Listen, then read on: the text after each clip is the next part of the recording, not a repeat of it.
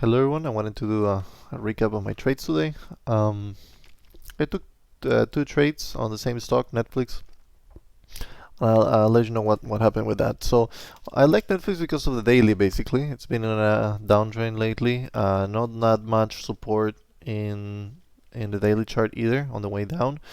Had a lot of momentum going down, and seems like it's just fallen out of favor.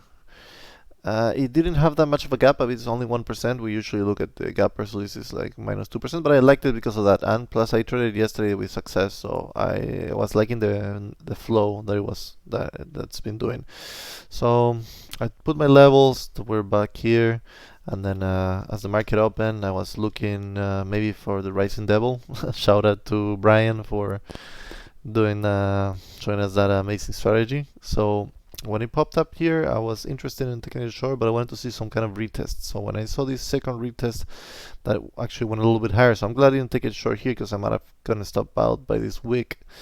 Um, I and then so it made this higher and get pushed down very quickly. I was pretty happy with the setup for a short. So I thought he might try to retest again. Since it didn't start going down, I took it short with a stop here. Unfortunately, I got a little jittery, and when it started going up, since it's the early morning, things move really quickly. I didn't want it to break this level and then somehow squeeze me. A lot of people are probably short in this, so I kind of got stopped out a little prematurely because ideally my stop was actually like above this consolidation here, so a little bit here, so I stopped a little bit before.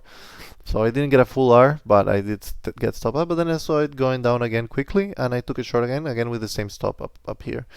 And basically just took my fair partial here, close to the low of the day. Then as it broke this level, then just kept taking partials on the way down.